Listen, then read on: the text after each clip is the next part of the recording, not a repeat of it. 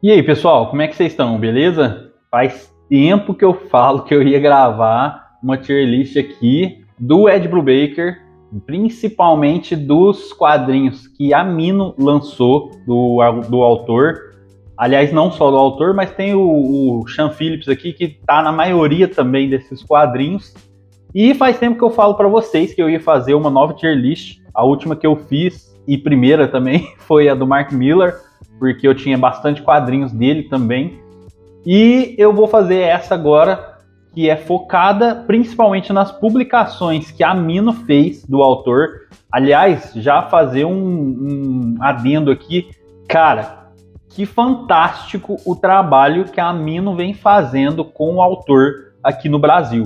Eu sei que não é só eles que publicam o Ed Brubaker, principalmente depois que eles começaram a trazer as obras dele aqui para o Brasil. Outras editoras começaram a publicar, a própria QS Comics publicou, a Panini trouxe mais coisas, enfim, várias editoras foram atrás também, mas o bom é que a Mino, assim, pegou para abraçar realmente todas as obras que eles publicaram, lá fora de forma independente ou por outras editoras que não as grandes como Marvel, DC, enfim. E fizeram um ótimo trabalho, aliás, vem fazendo um ótimo trabalho.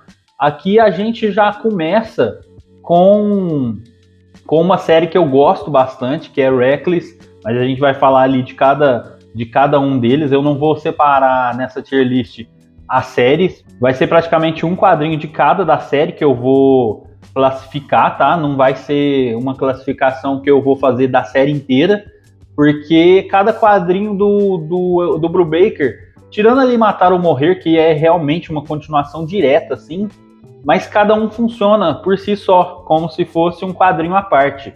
Então eu vou fazer a classificação dessa forma, tá? Antes da gente começar essa classificação, não esquece de deixar aquele like aqui no vídeo, que você sabe que isso ajuda o YouTube a entender que esse canal é relevante e te indicar mais conteúdo sobre quadrinhos.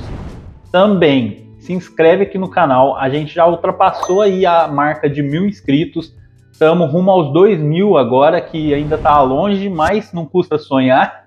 E também ativa o sininho aqui do YouTube para ele te lembrar quando sair vídeo novo, beleza? Deixa um comentário aí também se você concorda com a minha lista, se você discorda de forma educada, mas deixa aí seu comentário também, que é muito bom. Bom, vamos lá para as categorias que eu coloquei aqui primeiro, né? Aqui em primeiríssimo lugar, que vai ser assim a obra perfeita, que eu resolvi classificar todas, fazer a classificação de forma que conversasse com as obras do Brubaker, porque ele fala somente de investigação, de coisa criminal nos quadrinhos dele. Então, nada mais justo que a gente fazer a classificação desse jeito. Em primeiro lugar aqui vai ser Crime Perfeito, que é aquela obra que não tem defeito nenhum, que foi o cara fez o crime e saiu ileso, se safou do crime. Então essa vai ser o Crime Perfeito. A próxima, Uma Ponta Solta. O que é isso, né? Deixou uma ponta solta ali. O cara fez tudo certinho, mas ali no final ele acaba deixando alguma coisinha, então é quase perfeito. Uma ponta solta. Temos também no meio aqui réu primário, que pode ser que o cara tenha ali feito o seu trabalho direito, cometido o seu crime direito, digamos assim, ou não, mas é aquele que está no meio ali, digamos assim. O qualquer um resolve porque é aquele lance, tipo, o cara vai lá, comete o crime, qualquer policial meia boca pode resolver isso daí, porque foi bem qualquer coisa. E temos o flagrante, que é o cara foi pego em flagrante porque ele é muito burro. Não é isso. Mas porque não foi relevante, e não que tenha sido ruim, porque eu vou falar para vocês assim que dentre todas essas obras aqui que eu separei, que são todas as publicações da Mino até o momento da gravação desse vídeo, não tem quadrinho ruim aqui, cara, de verdade, não tem quadrinho ruim, tem quadrinho para vários gostos, apesar de todos eles estarem ali classificados como um quadrinho de investigação, uma história de investigação, uma história de crime e tal, tem para todos os gostos, vocês vão ver o que eu tô falando quando eu começar a classificar eles aqui, beleza? Bom, vamos começar então. O primeiro que a gente tem é o Reckless número 1, que é o que introduz ali essa história dessa série, que eu adianto para vocês que é uma série muito top, é muito boa, tem histórias, assim, muito foda. E o primeiro volume vai nos apresentar o Ethan, que é um investigador, que ele trabalha meio que de forma anônima ali, meio que na ilegalidade, digamos assim. E a gente vai acompanhar a história dele desvendando um caso para uma ex-namorada. E, na verdade, assim, ele nem sabia que ia ser um caso que ela ia trazer para ele, mas ela quer que ele resolva um caso porque ela participou de um assalto e ela não recebeu a parte dela. Só que ele vai se envolver numa coisa muito pior que ele nem faz ideia e a gente vai acompanhar, então, o desenrolar dessa história aí e desses problemas que vão ser trazidos por conta desse caso aí, que envolve a ex-namorada dele. Bom, essa daqui eu vou falar para vocês que, apesar de ser a primeira história de Reckless, ela com certeza é crime perfeito. Porque, cara, essa história tem tanta reviravolta, tem tanta coisa relevante que te faz assim, falar, cara, que é isso que eu tô lendo? Que é muito boa mesmo. Vamos pro próximo, então. Eu vou dar uma corrida, tá, gente? Porque vocês veem que acho que se não me engano, são 28 publicações, então eu vou dar uma corridinha aqui para não ficar um vídeo muito extenso. Mas se ficar extenso, eu corto ele e divido em duas partes, beleza? Bom, no segundo volume de Reckless, Morte aos Monstros, esse segundo volume começa com um incêndio. E aí, de repente, ele começa a investigar quem que colocou fogo no cinema. Aliás, deixa eu já contar isso para vocês. O QG dele, digamos assim, né, o esconderijo dele ali, o escritório, é num cinema antigo, que primeiramente, assim, acho que no primeiro volume ele não funciona, ele tá abandonado e tal, mas nesse segundo volume ele começa a funcionar e nesse segundo volume acontece esse incêndio no cinema, e aí a gente vai acompanhar ele investigando esse incêndio e ele acaba batendo de frente com um político que está por trás de alguma coisa.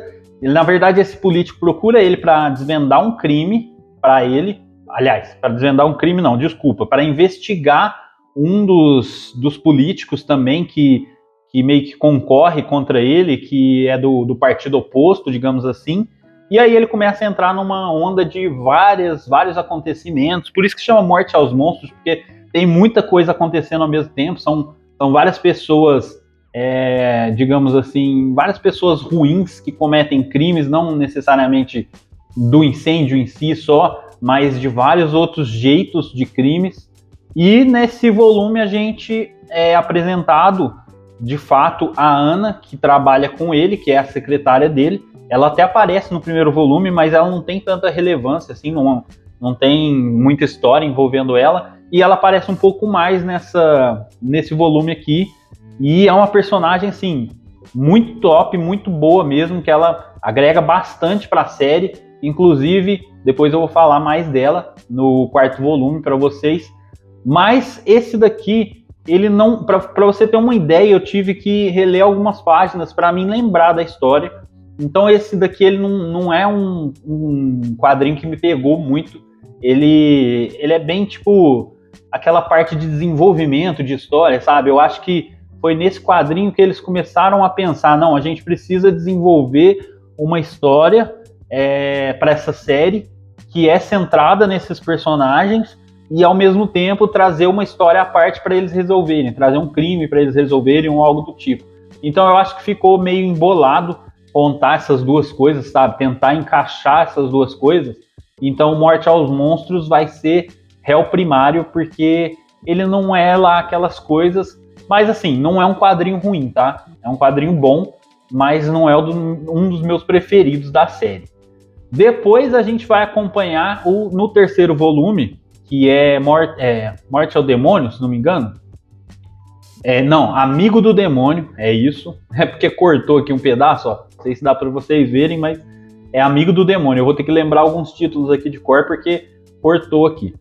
Mas em Amigo do Demônio, a gente vai acompanhar ele tendo que desvendar um caso baseado numa atriz que era famosa, né, assim, antigamente, e ela é vista novamente nos dias atuais. Então, assim, ele vai desvendar esse caso. Inclusive, a Ana tá envolvida com essa menina. Aliás, não, mentira. A Ana vê a menina em um dos filmes que ele tá assistindo lá com uma crush que ele tem ali e tal, que ele tá ficando com uma garota. Se não me engano, ela é bibliotecária. E aí ela vê essa atriz e fala dela, né, que lembra dela e tal, que era amiga dela, e aí de repente ele começa a ir atrás, e cara, essa história é baseada numa história real que aconteceu em Hollywood, com essas seitas demoníacas, com uns negócios bem absurdos, assim, de uma galera que filmava umas coisas bem grotescas, sabe? E aí ele vai ter que desvendar esse crime, e aí começa a bater com essas coisas meio sobrenaturais, ele começa a encontrar problema para resolver por conta disso, porque ele começa a ficar meio louco, porque ele fala, gente, mas tipo, será que isso é coisa sobrenatural que está acontecendo? Mas Morte ao Demônio é muito top, é um quadrinho assim que me prendeu, e enquanto eu não acabei de ler ele, eu não parei, eu li ele do começo ao fim sem parar. Então ele com certeza é crime perfeito. Vocês vão ver que, assim, muitos dos quadrinhos aqui talvez eu vou classificar como crime perfeito, porque eles são muito bons, cara. Bom, continuando, a gente tem o mais novo lançamento da Mino, que é o Reckless, o Fantasma em Você. Esse daqui é um quadrinho focado inteiramente na personagem da Ana, que é a secretária, né, do Ethan. E o Ethan tá desvendando um crime, trabalhando num crime longe da cidade, e chega um crime para ele desvendar. Só que o que acontece? A mulher que leva esse problema para eles, né, para eles desvendarem e tal, ela é uma antiga atriz famosa que a Ana gostava muito quando era criança. Então, assim, era um ídolo para ela, sabe, essa mulher. E aí ela era muito fã, ela resolve ela mesma desvendar esse caso, só que a mulher fala que ela acha que tem fantasmas na casa dela. Ela herdou uma mansão de um fã doido também por ela, herdou uma mansão num bairro chique em Hollywood e tal, e aí ela acha que tem fantasmas dentro da casa, e o cachorro dela também sumiu. Então a Ana que vai investigar, é ela que faz toda a investigação nesse volume. E cara, esse volume é muito legal porque é uma abordagem totalmente diferente de investigação, porque a Ana não é uma profissional, ela não trabalhava com isso, né? Ela era somente secretária ali dele. Então assim, ela comete erros o tempo todo, ela faz umas coisas que o Ethan nunca faria, sabe? E acompanhar essa história é muito foda. O desfecho dela é muito bom, inclusive deixa um gancho muito bom pro final da série, que ainda vai ter mais um quadrinho. Aliás, Mino, traga o quanto antes esse quadrinho, por favor, que vai trazer o final dessa série e que talvez encaminhe para uma coisa muito da hora. Então esse daqui, mano, sem dúvida nenhuma, crime perfeito. Bom, vamos passar pro próximo, que talvez esse eu não tenha gostado tanto. Se não me engano, o volume 1 é esse daqui, ó. Vou colocar ele aqui na frente. Esse é o volume 1, esse é o 2, é isso mesmo. Bom, Fatale. O que falar de Fatale, né? Bom, vamos lá. O primeiro volume de Fatale, eu acho ele bem esquisito. Tem alguns quadrinhos que o Brubaker resolve fazer, e ele começa meio que experimentar coisas novas, começa a colocar elementos de outros gêneros dentro do gênero de investigação, e tem vezes que isso funciona, tem vezes que isso não funciona. Fatale é um caso de que ele coloca coisas do gênero ali de terror, de suspense, uma coisa meio Lovecraftiana, apesar de eu não gostar desse termo, mas é um terror espacial, aquele negócio de tentáculos e tal. E a gente tem uma femme fatale, não à toa é o título Fatale, né? Que ela consegue tudo que ela quer porque ela tem o poder de manipular as pessoas, só falando o que ela quer. E a gente vai acompanhar a história dela e de uma organização que está atrás dessa mulher. Só que o primeiro volume, ele é muito bagunçado. Eu acho ele... Não é que é bagunçado, mas assim, você não consegue encontrar uma coesão entre as histórias. Entre as histórias não, porque não são várias histórias, mas assim, são várias coisas, vários acontecimentos, mas você não consegue encontrar um porquê tá acontecendo tudo aquilo ali, por que tá sendo mostrado várias coisas e fica meio jogado, sabe? A perseguição que os caras fazem com ela é meio qualquer coisa. O desenho do Sean Phillips, eu já falei isso em outro vídeo, o desenho dele é muito bom, mas quando é para desenhar coisas fantasiosas, coisas de terror, não funciona bem, pelo menos para mim não. Tem umas partes que é bem qualquer coisa o desenho. E então Fatale realmente, tipo assim, para mim foi um flagrante, porque eu não gostei do primeiro volume. E aí vocês vão surpreender agora, porque o segundo volume já muda completamente. No segundo volume, a gente entende que essa mulher, ela tá viva há não sei quantos anos. Então, assim, ele começa lá no passado dela. E essa seita tá seguindo ela, essa organização tá seguindo ela desde o passado. Então, começa a mostrar várias histórias, vários períodos do tempo em que ela esteve presente e tudo que aconteceu com ela e com essa organização caçando ela nesses períodos. Aí envolve outros personagens que ela vai se envolver, ela começa assim, a entender melhor esse lance do poder dela quando pula pro presente novamente. Eu não vou dar mais detalhes, porque senão vocês vão ter spoiler, mas aí ressignifica totalmente o que foi o primeiro volume e deixa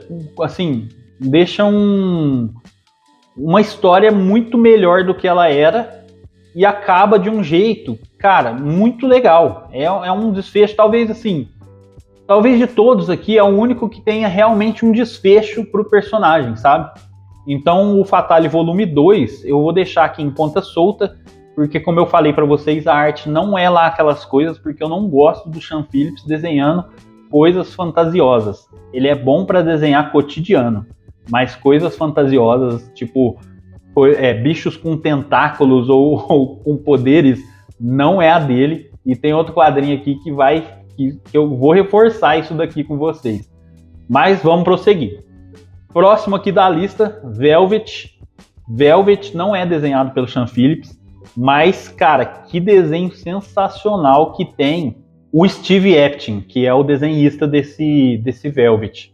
Mano, que desenho maravilhoso. Eu até demorei para terminar de ler Velvet, porque tem página que você fica deslumbrado, você fica parado olhando o desenho dele em vez de ler, sabe? Porque, mano, é muito foda o desenho desse cara.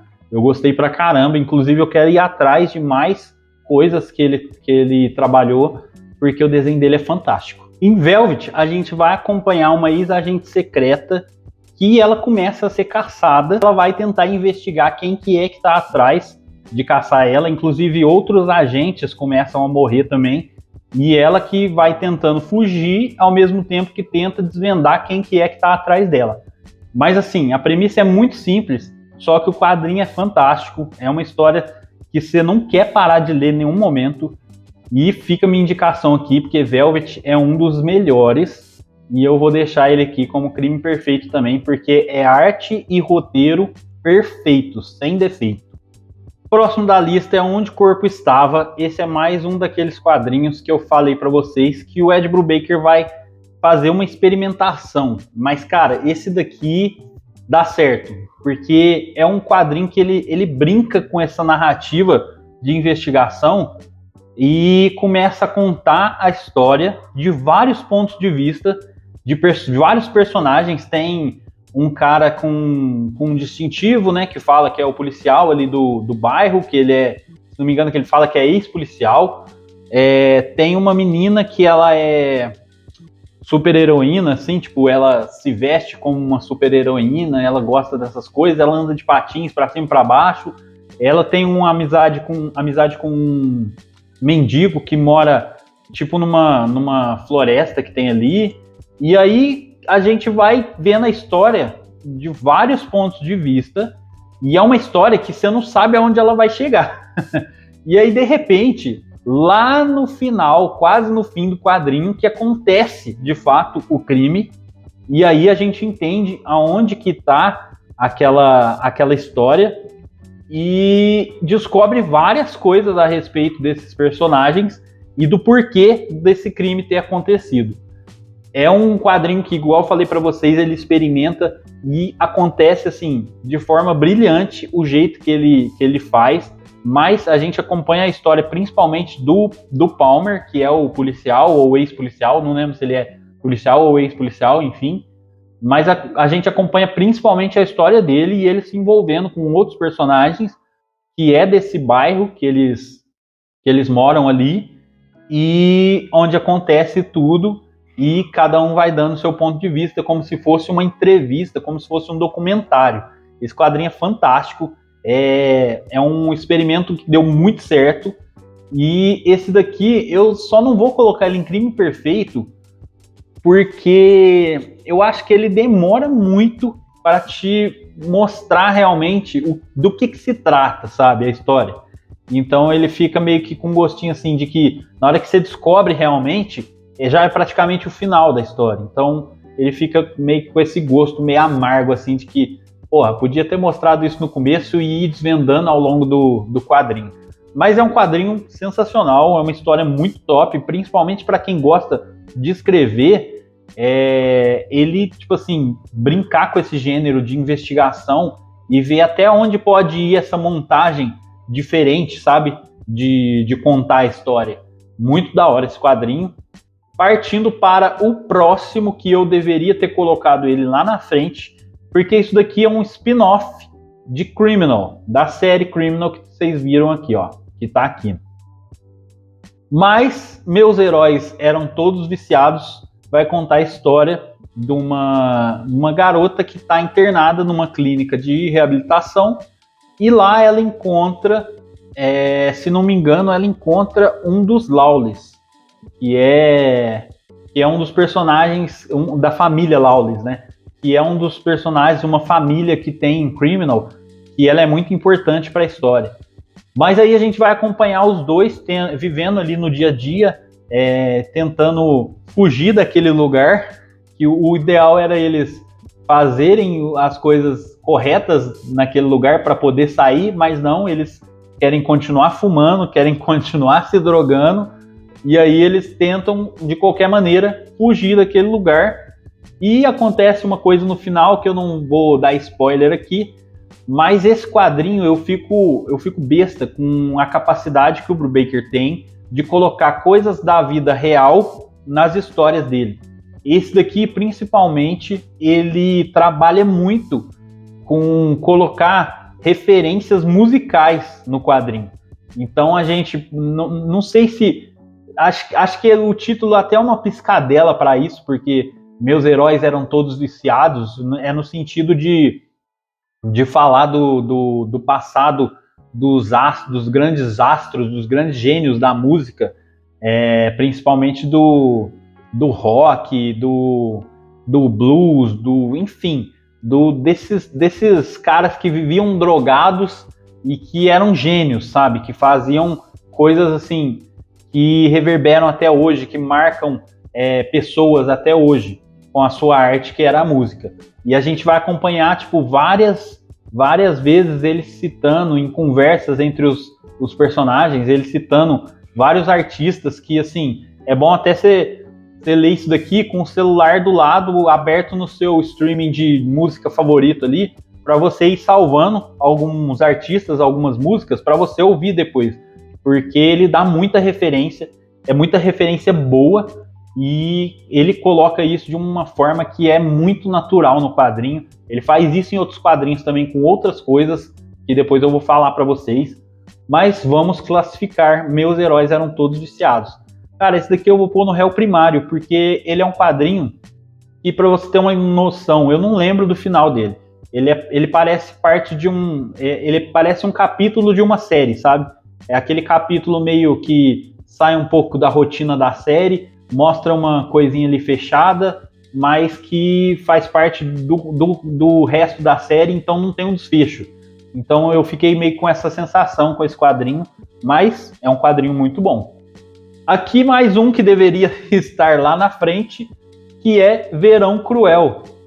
Verão Cruel é um spin-off de Criminal. Não chega a ser um spin-off, é uma continuação de Criminal, só que explica várias coisas ali dentro de Verão Cruel a respeito de vários personagens da série de Criminal, que inclusive vai virar uma série de TV. Aliás, já virou uma série de TV, né? Só está esperando ser lançado. Mas é um quadrinho que ressignifica a série Criminal, porque ele é muito top. Ele conta uma história que, assim, vai fechando várias pontas soltas que tem em Criminal. Não são pontas soltas, mas ele vai te dando um panorama de várias coisas, de vários personagens que tem em Criminal, e o desfecho também porque ele acontece antes de acontecer de fato a série, sabe? Então ele vai te dando um porquê acontece tudo que acontece em Criminal. E, cara, é fantástico. É como se fosse... Eu falo que Verão Cruel é pra Criminal o que Better Call Saul é pra Breaking Bad. Ele ressignifica a série. É muito top. Esse daqui, com certeza, Crime Perfeito. Porque ele amarra tudo que tá na sua cabeça de dúvida depois que você leu Criminal. Verão Cruel responde.